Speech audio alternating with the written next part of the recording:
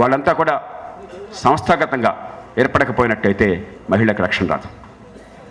మనకు సామెత ఉన్నది, తోటకూర నాడే మనం పట్టించుకోకపోయేసరికి ఇవాళ ఈ పరిస్థితి అని చెప్పని తల్లి చెవి కొరికాట ఆ కుర్రాడు జైల్లో ఉండి. ఆడపిల్లని ఏడిపించిన నాడే మనం గట్టిగా ఓ చిన్న శిక్ష అయినా గట్టిగా వెంటనే వేస్తామన్న నమ్మకం కలిగించకపోతే, అందుకే స్థానిక న్యాయాలయాలను లోక్సత్తా పోరాడు ఏర్పాటు చేసింది. ఈ దేశంలో చట్టం వచ్చింది కానీ ఇంకా ఇప్పటికీ రాష్ట్రంలో ఏర్పాటు కాల. అక్కడ వెంటనే ఓ ఆడపిల్లని ఏడిపించినా, అనుమతి లేకుండా తాకినా, అత్యాచారం చేసానికి ప్రయత్నం చేసినా వెంటనే మరుక్షణమే 2 రోజుల్లోనే అక్కడ ఆ విషయం తెలిసి చిన్న నేరమైనట్టయితే సింగపూర్లో లాగా కనీసం దెబ్బలు పడతాయన్న భయం, వెంటనే శిక్ష పడుతుంది, జరిమానా పడుతున్న భయం, వాడి రికార్డు చెడిపోతుంది, నాకు రేపు పొద్దున విద్య ఉండదు, ఉపాధి ఉండదన్న భయం కల్పించకపోయినట్టయితే ఎట్లా రక్షణ కల్పిస్తాం? మార్గాలు లేక కాదు, పట్టించుకోక. భయంకర అత్యాచారం జరిగితే అందరూ వెంటనే ఉపన్యాసాలు ఇస్తారు. అది కాదు కావాల్సింది. అత్యాచారం జరిగా కన్నీళ్లు తోడడం కాదయ్యా, అత్యాచారం జరగని వాతావరణాన్ని కల్పించడం కోసం రాజకీయం పూనుకోవాలి.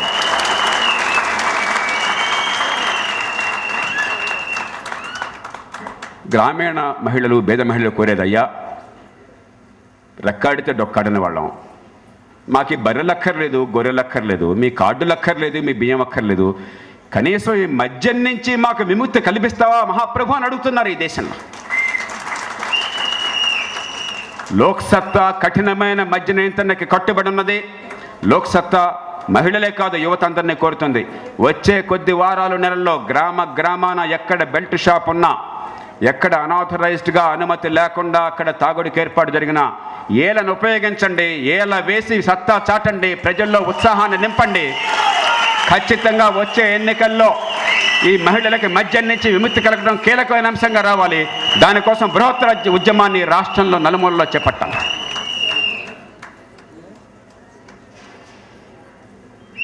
బేదలు ఏం కోరుకుంటున్నారు? మన పార్టీలు అనుకుంటున్నాయి బేదలు బిచ్చగాళ్ళు కచ్చేస్తే సరిపోతుందని కోరుకుంటున్నారు అని. బేదలకి మీరు ఇచ్చేదేమన్నా ఉంటే ప్రజల పన్నుల డబ్బులోంచి ఇస్తున్నారు కానీ మీ తాతగాడి ముళ్ళలోంచి ఇవ్వడం లేదు సోదరులరా. మీ ఆస్తులన్నీ అమ్మి వాళ్ళకేం దానం చేయడం లేదయ్యా.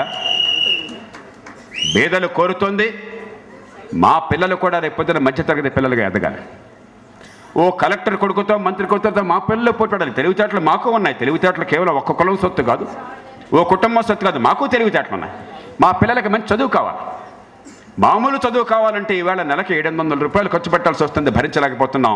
అయినా కూడా చదువు అందే పరిస్థితి లేదు, మంచి చదువు అందే పరిస్థితి లేదు. మంచి చదువు కావాలి. చిన్న జబ్బుకు డాక్టర్ దగ్గరికి పోతే దగ్గో పడిసిన పడితే మాకు 1000 రూపాయలు 2000 రూపాయలు అవుతుంది, భరించలేకపోతున్నాం. కనీసం కుటుంబ ఆరోగ్యం కావాలి. మా పిల్లలకు ఉపాధి కల్పించేందుకు నైపుణ్యం కావాలి. మాకు ఇల్లు కావాలి. ముఖ్యంగా పట్టణ ప్రాంతాల్లో మాకు ఇల్లు కావాలి. ఇల్లన్నా లేకపోతే నివసించడానికి ఆ మాత్రం హక్కన్నా లేకపోతే ఆత్మగౌరవం ఎక్కడ?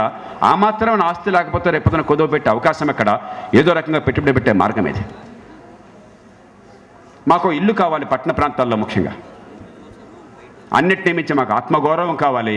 ఒక తరం కాలంలో కష్టపడితే కనీసం కూలీగా కాకుండా మధ్యతరగతి వర్గంలోకి మా పిల్లలు వస్తారని నమ్మకం కావాలని కోరుతున్నారు. అలాంటి సమాజ నిర్మాణం కావాలి. పన్నులు కట్టే వాళ్ళు ఏం కోరుతున్నారు? అయ్యా, సర్కారు ఆఫీసుకు పోతే పన్నులు కట్టిన పాపానికి మమ్మల్ని అవమానించకుండా, లంచం అడగకుండా, 10 సార్లు తిప్పకుండా పని కావాలని కోరుతున్నారు. పెద్ద కోరికలే లేవు పాపం. అయ్యా, మాకు 2 ఎకరాల పొలం ఉంటే లంచం ఇవ్వకుండా నాకు పట్టాదారు పాస్ పుస్తకం కావాలని కోరుతున్నారు. ఓ చిన్న ఇల్లు కట్టుకుంటే అయ్యా ఇంటి కరెంటు కనెక్షన్ కావాలని చెప్పంటే 10 సార్లు కాళ్ళ వేళ్ళ పట్టి అవసరం లేకుండా చేయమని కోరుతున్నారు. ఓ ఇల్లు కట్టుకుంటే ఇంటికి నీళ్ల కనెక్షన్ కావాలంటే ఎవరిని అడుక్కోవాల్సిన అవసరం లేకుండా డబ్బు కడతామయ్యా మేము చట్ట ప్రకారం, మాకు ఈ నీళ్ల కనెక్షన్ కావాలని కోరుతున్నారు. ఓ కుర్రాడు అయ్యా మాకు బర్త్ సర్టిఫికేట్ కావాలని కోరుతున్నాడు. ఓ కాలేజీకి వెళ్ళే అమ్మాయి నాకు ఇన్కమ్ సర్టిఫికేట్ కావాలని కోరుతుంది. పెద్ద కోరికలు కోరాల. లోక్సత్తా అందుకనే రాజీ లేని పోరాటాన్ని చేసి ఈవేళ పార్లమెంట్లో సర్వీస్ గ్యారంటీ బిల్ని ప్రవేశపెట్టడానికి దోహదం చేసింది. త్వరలో ఆ చట్టం రావాలి. రాష్ట్రంలో కూడా చట్టం అమలు కావాలి. ఏ ఆఫీసులోనూ కూడా పని కావాలంటే లంచం లేకుండా కాల పరిమితి లోపల పని జరిగి, సకాలంలో పని జరగకపోతే లంచం ఇచ్చే వ్యవస్థలో పని జరగకపోతే వాళ్లే రోజుకి 250 రూపాయలు పరిహారం ఇచ్చే వ్యవస్థ కావాలి. దాన్ని అమలు చేయాలి. ఈ పాలనా తీరు మారాలి.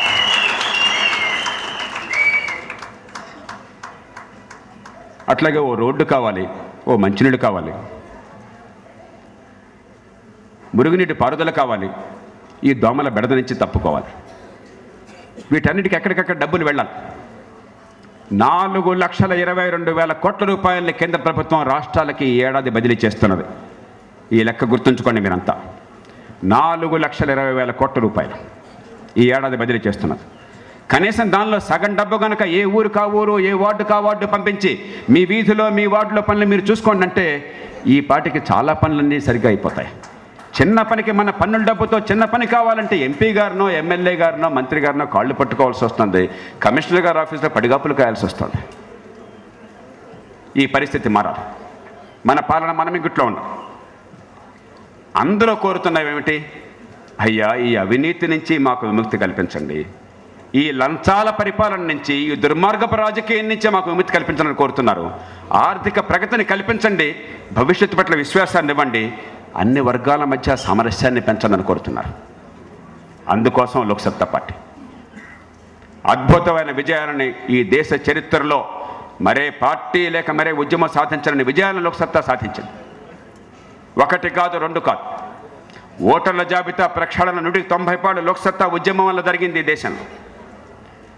నేర చరిత్రల జాబితాలు బయటపెట్టడం, అభ్యర్థుల వివరాలు బయటపెట్టడం కోసం చట్టం కేవలం 99లో మనం ఇక్కడ చేసిన పోరాటం నుంచి ప్రారంభమే ఈవేళ చట్టంగా వచ్చింది దేశంలో. దాని నుంచే ఇటీవల ఆర్డినెన్స్, ఈ గందరగోళం, సుప్రీంకోర్టు తీర్పు ఇవన్నీ కూడా లోక్సత్తా వేసిన పునాది, కట్టిన సౌధం, దాని నుంచి వచ్చినాయి. ఇవన్నీ కూడా గర్వపడుతున్నాం. 15 ఏళ్ల క్రితం ఈ దేశంలో అందరికంటే ముందే కూసిన తొలికోడి లోక్సత్తా. 15 ఏళ్ల క్రితం మేము ఏది ఆశించామో, దేనికోసం పోరాటం చేశామో, ఏ పునాదులు వేశామో క్రమక్రమంగా ఈ వేళ వాస్తవ రూపం ధరిస్తున్నాయి. ఈవేళ పార్టీల నిధుల కోసం ప్రామాణికమైన చట్టం ఉన్నది, దాతలకి పన్ను రాయితీ ఉన్నది, నిజాయితీగా చెక్ రూపంలో విరాళాలు సేకరించి ఖర్చు పెట్టి ఏర్పాటు ఉన్నది. మీకు నిజాయితీ మనసులో ఉంటే అంటే కేవలం లోక్సత్తా 2003లో తీసుకొచ్చిన చట్టం వల్ల దేశం మొత్తంలో పార్టీలకి వాళ్ళ విరాళాలు నిజాయితీగా ఏర్పాటు, నిజాయితీ అనే రాజకీయం ఈవేళ ఈ సమావేశం జరుగుతుందని చెప్పంటే ఇది ఊరికే జరగడంలా.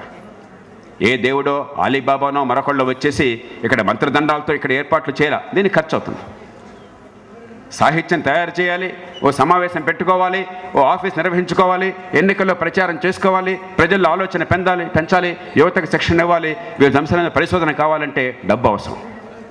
ఆ డబ్బుకి నిజాయితీ అయిన ప్రాతిపదికన ఏర్పాటు చేసింది ఈ దేశం మొత్తంలో కాంగ్రెస్ పార్టీ కాదు, బీజేపీ కాదు, టీడీపీ కాదు, మరో పార్టీ కాదు, లోక్సత్తా పార్టీ. ఈ పార్టీలందరి కోసం, మన కోసం ఏర్పాటు చేసింది. ఈవేళ దాన్ని 100కి 100 పాళ్ళు అమలు చేస్తున్న ఏకైక పార్టీ లోక్సత్తా పార్టీ.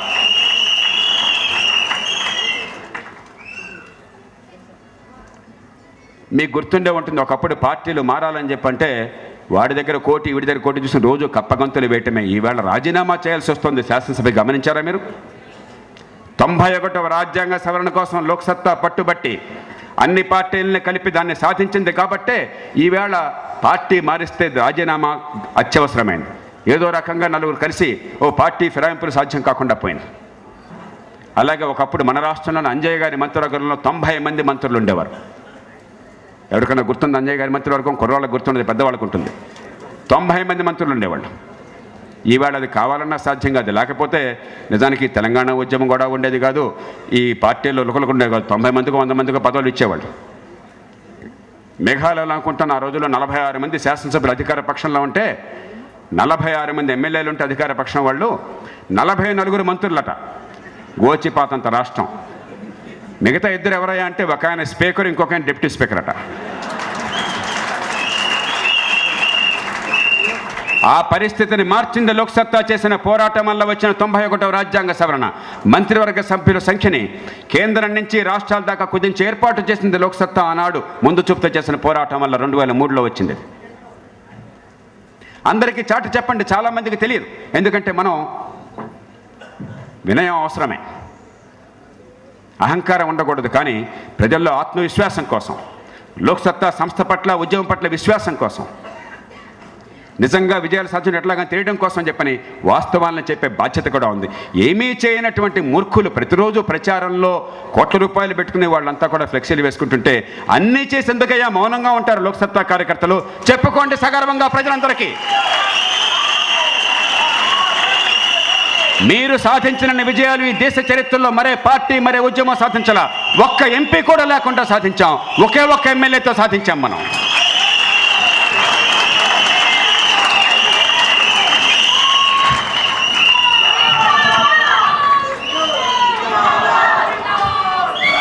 ఈవేళ ప్రపంచమంతా మెచ్చుకుంటున్న, దేశ ప్రజలంతా గౌరవపడుతున్న పాలనా సమాచార హక్కు ఎట్లా వచ్చింది సోదరులారా? ఈ పార్టీల నాయకుల వల్ల వచ్చిందా? దేశాన్ని దోచుకుంటున్న వాళ్ళు, రహస్యం ద్వారా అవినీతి క్రిమినల్ ఎక్కడొకలాడేటువంటి వ్యవస్థ నిర్మాణం చేసిన మూర్ఖుల వల్ల వచ్చిందా?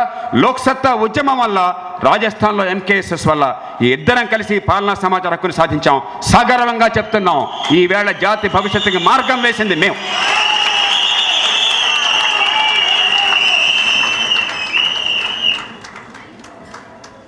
ఈవేళ స్థానిక ప్రభుత్వాలకి కనీసం తలసరి 1500 రూపాయలన్నా కేంద్రం నుంచి ప్రత్యక్షంగా రావాలి, వార్డు కమిటీలు పంచాయతీల ద్వారా అని చెప్పని పోరాటం చేస్తున్నది లోక్సత్తా. రేపు విజయం సాధించబోయేది లోక్సత్తా. మీరంతా గుర్తించండి.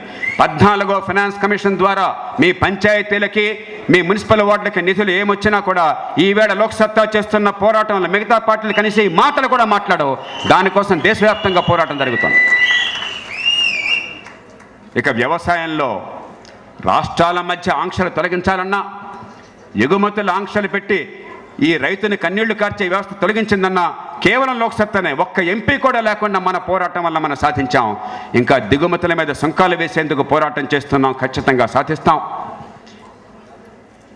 మార్కెట్లలో ప్రజాస్వామికీకరణ కావాలి. లోక్సత్తా కార్యకర్తలు దానికోసం పోరాడాలి.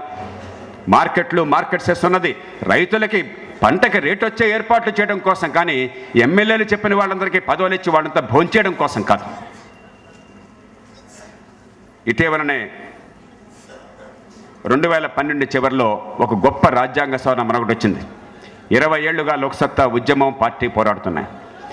సహకార సంఘాలకి స్వయం ప్రతిపత్తిని కల్పించి రాజ్యాంగంలో దాన్ని చేర్పించి ప్రాథమిక హక్కుల్లో భాగంగా ఒక రాజ్యాంగ సవరణనే లోక్సత్తా తీసుకొచ్చింది. 2012 డిసెంబర్లో రాష్ట్రపతి సంతకమైంది. దేశంలో, రాష్ట్రంలో ఉన్న సహకార సంఘాలు ఏవైనా సరే ఇక ప్రభుత్వ యంత్రాంగాన్ని చూసి భయపడిపోకండి. 10 మంది కలిసి సహకార సంఘాన్ని ఏర్పాటు చేసుకోవచ్చు. వాళ్ళంతా శాసించే హక్కు లేదు. అలాంటి చట్టాలన్నీ కూడా, మిమ్మల్ని శాసించే చట్టాలన్నీ కూడా చెల్లవు. ఖచ్చితంగా మీ అందరికీ రక్షణ కల్పించేది లోక్సత్తా.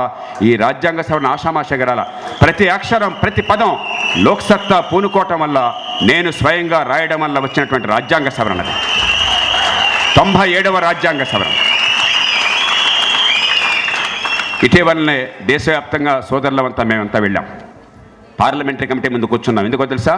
లోక్సత్తా మరో గొప్ప రాజ్యాంగ సవరణకి శ్రీకారం చుట్టింది. హైకోర్టు, సుప్రీంకోర్టు న్యాయమూర్తుల నియామకం కోసం జ్యుడిషియల్ కమిషన్ ఉండాలని చెప్పని దేశంలో సుప్రసిద్ధులైన న్యాయమూర్తులు జస్టిస్ వెంకటాచలయ్య, కీర్తిశేషులు, మంచి మిత్రులు జస్టిస్ జేఎస్ వర్మ, ఈ నిర్భయ విషయం మీద కమిషన్లో చైర్మన్గా వ్యవహరించిన జేఎస్ వర్మ గారు, మరి ఈ దేశంలో న్యాయ వ్యవస్థలో మచ్చలేనటువంటి మకుటాయమానమైన మహామనీషి జస్టిస్ విఆర్ కృష్ణయ్యర్, ఈ ముగ్గురిని కలిపి వారిచ్చిన నివేదిక ఆధారంగా కేంద్ర ప్రభుత్వాన్ని, ప్రధాన ప్రతిపక్షాన్ని ఒప్పించి రాజ్యాంగ సవరణని ఇవాళ పార్లమెంటు దాకా తీసుకొచ్చాం. 120 రాజ్యాంగ సవరణ రాజ్యసభ ఆమోదాన్ని పొందింది. వచ్చే సమావేశాలు లోక్సభ ఆమోదాన్ని పొందుతుంది.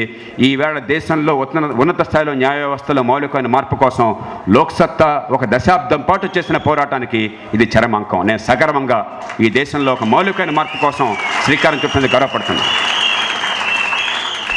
అలాగే న్యాయమూర్తులు కింది కోర్టులో నియామకం కోసం ఐఏఎస్, ఐపీఎస్ల మాదిరిగా ఇండియన్ జ్యుడిషియల్ సర్వీస్ ఏర్పాటు కోసం లోక్సత్తా శ్రీకారం చుట్టింది. త్వరలో మళ్ళీ అలాంటి రాజ్యాంగ సవరణ రాబోతోంది. అత్యున్నతమైనటువంటి ప్రమాణాలతో, దేశవ్యాప్తమైన పోటీ పరీక్షతో ఒక ఆల్ ఇండియా సర్వీస్గా న్యాయమూర్తులు జిల్లా స్థాయిలో ఏర్పాటు జరుగుతున్నది. వీటిల్లో 180 పనులు మేము చేసేవి ఏదో అర్జెంటుగా ఈ పూట ఓట్లు పొందాలని కాదు. నిజానికి 190 మంది ఓటర్లకు తెలియవు, 190 మంది ఎమ్మెల్యేలకు తెలియని విషయాలు, 190 మంది ఎంపీలకు తెలియని విషయాలు, ఈ రాజకీయ పార్టీల నాయకులకు తెలియని విషయాలు. ఎందుకంటే పార్టీ కంటే దేశం మిన్న. పార్టీ ఉన్నది దేశం కోసం, కానీ దేశాన్ని భోంచేయడం కోసం కాదు, సహజ వనరుల్ని దోచుకోవడం కోసం కాదు, బిడ్డల భవిష్యత్తుని సమాధి చేయడం కోసం కాదు, ఈ జాతిలో వచ్చే తరం కోసం, జాతి నిర్మాణం చేయడం కోసం. అందుకే యువత మేలుకోండి, మీరంతా కళ్ళు తెరవండి, మీ భవిష్యత్తు కోసం బాటలు వేసుకోండి. ఎవరు మీకోసం పోరాడుతున్నారో, ఎవరు మీకు అందమైన భవిష్యత్తు ఇవ్వడం కోసం నిరంతరం తపన పడుతున్నారో, ఎవరు మీకు పునాదులు వేస్తున్నారో, ఎవరు నిజాయితీగా విజయాలు సాధిస్తున్నారో, ఎవరు రాజకీయాన్ని వ్యాపారంగా కాకుండా పవిత్ర వ్యాసంగా మార్చారో వాళ్ళ పక్కన మీరు నిలబడండి. మీరు నాయకులుగా ఎదగండి. మీ భవిష్యత్తుకి మీరు పునాది వేసుకోండి. ఈ కుళ్ళు రాజకీయాన్ని పాతిపెట్టండి. స్వచ్ఛమైన రాజకీయాన్ని, నీతివంతమైన రాజకీయాన్ని, హేతుబద్ధమైన రాజకీయాన్ని, జాతి భవిష్యత్తుని కాపాడే రాజకీయాన్ని, చట్టబద్ధ పాలనచ్చే రాజకీయాన్ని మీరు పెంచండి. మీకు కావాల్సింది ఈ వంశపారంపర్య రాజకీయం కాదు. ఈ నాయకుల కొడుకులు బడుద్దాయిలు అక్కడ కూర్చుంటే వాళ్ళ జెండాలు పట్టే కూలీలుగా మీరు మిగలటం కాదు. వాళ్ళ పల్లకీలు మోసే బోయిలుగా మీరు ఉండడం కాదు. ఈ అవినీతి పాలన మగ్గిపోవటం కాదు. ఉపాధి లేకుండా బిచ్చగాళ్ళు కావటం కాదు. మీకు కావాల్సింది గర్వించే భారతదేశం, మీకు కావాల్సింది ఉపాధి కల భారతదేశం, మీకు కావాల్సింది మీకు ఆత్మగౌరవాన్ని ఇచ్చే భారతదేశం, మీకు కావాల్సింది మీ నాయకత్వాన్ని పెంచే భారతదేశం, మీకు కావాల్సింది మీకు ఆత్మవిశ్వాసాన్ని ఇచ్చేటువంటి సమాజం. అందుకోసం లోక్సత్తా కంకణం కట్టుకున్నది ఈవేళ కాదు, 17 ఏళ్లుగా. రండి ముందుకు. వీరగంధము తెచ్చినారము వీరులెవ్వరో చెప్పుడి అని కోరుతున్నావు. రండి ముందుకు. ఏం కోల్పోతారు మీరు? మీకు ఆస్తులున్నాయి, మీకు విద్య ఉన్నది, సొంతంగా సంపాదించే శక్తి ఉన్నది, మీలో నిజాయితీ ఉంది, మీలో తెలివితేటలు ఉన్నాయి, సమాజంలో పలుకుబడి ఉంది, 10 మందిని కల్పించే శక్తి ఉన్నది. ఈ శక్తిని మీ మిగిలిన కాలంలో ఈ దేశం కోసం ఉపయోగించిన అంతకు మించిన మహత్తర కార్యం మరొకటి లేదు. మనందరికీ ఉన్నది ఒక్క జీవితమే. ఎన్ని వేల కోట్లు సంపాదించిన 1000 ఏళ్ళు ఎవడో బతకడు. బతికేది 70 ఏళ్ళు 80 ఏళ్ళు, అది కూడా అదృష్టం బాగా ఉంటే. ఒక్కటే జీవితం. మన పిల్లల బంగారం తినరు. ఖచ్చితంగా పిల్లల భవిష్యత్తు కావాలి, పిల్లల బతుకు బాగుండాలి. ప్రతి తల్లి తండ్రి తెలుగునాట ఈ భారతదేశంలో పరితపించేది నా పిల్లలు నాకంటే ఉన్నతంగా ఉండాలి, నేను పడ్డ కష్టాలు వాడు పడకూడదు, నాకంటే ఎదగాలని చెప్పని ఆ కోరిక ఉండాలి. అది మన హక్కు. కానీ ఒక్కసారి ఆ కోరిక నెరవేరాక ఇక మీరు ఇంకా అదనంగా సంపాదన మీద దృష్టి పెడితే బంగారం తినిపిస్తే ఆ పిల్లలేం బతకరు. ఈ సమాజంలో అందరి బిడ్డలు కూడా మీ బిడ్డలుగా భావించండి. నా కుటుంబం నాకు కావాలి, నా బిడ్డలు కావాలి, అందరి బిడ్డలు ఉన్నతి ఉంటేనే నా బిడ్డలు బాగుపడతారని గుర్తించండి. ముందుకు రండి. ఇంతకంటే మీకు నిజాయితీ అయినటువంటి వేదిక, ఇంతకంటే స్వార్థరహితమైన వేదిక, ఇంతకంటే ముందు చూపన్న వేదిక, ఇంతకంటే విజయాలు సాధించిన వేదిక, ఇంతకంటే విశ్వసనీయత వేదిక ఇంకొకటి రాదు. సంక్షోభంలో దేశం ఉన్నది, వినాశం వంచిన రాష్ట్రం ఉన్నది. ఈ మూర్ఖ రాజకీయాల పుణ్యమాని. మనమంతా మౌనంగా ఉంటే ఎంత ఉపద్రవాలు జరుగుతాయో, వీళ్ళ స్వార్థ రాజకీయ కుట్రల వల్ల ప్రజల మధ్య ఎంత వైషమ్యాలు వస్తాయో మనం చూసాం. ఇంకా మౌనంగా ఎందుకుంటారు? దయచేసి రండి, కలిసి రండి, ముందుకు రండి. భేషజాన్ని వదలండి, భయాన్ని వదలండి, సంఖ్యలను వదలండి. ఖచ్చితంగా ఈ జాతిని మార్చుకుందాం, ఈ భవిష్యత్తుని ప్రసాదిద్దాం ప్రజలకి. సోదరులందరినీ నేను కోరుతున్నా, ఇందాకే చెప్పాను, దయచేసి ప్రతి అంశంలో కూడా కీలకమైన అంశాలు, ఓటర్ రిజిస్ట్రేషన్ కావచ్చు, వచ్చే 4 రోజుల్లో జరుగుతున్నది, వచ్చే 4 నెలల్లో జరగాలి. ప్రతి పట్టణంలో, ప్రతి నగరంలో, ప్రతి వార్డులో లోక్సత్తా కియోస్కులు పెట్టండి. ఓటర్ రిజిస్ట్రేషన్ పెద్ద ఎత్తున చేపట్టండి. యువతకు పిలుపునివ్వండి. వాళ్ళకి చెప్పండి, అయ్యా ఓటర్లుగా నమోదవ్వండి, ఓటేయండి. మాకే వేయాలని మేమంటల్లా, ఎవరో ఒకళ్ళకి మీ మనసు నచ్చిన వాళ్ళకి వేయండి, కానీ రాజకీయాల్లో పాలు పంచుకోండి. ఈ ప్రజాస్వామ్యాన్ని పునరుద్ధరించండి. మీ భవిష్యత్తును మీరు కాపాడుకోండి. నాకెందుకు రాజకీయం అనుకుంటే ఈ రాజకీయం మిమ్మల్ని సమాధి చేస్తుంది కాబట్టే మేము ముందుకు వచ్చాము.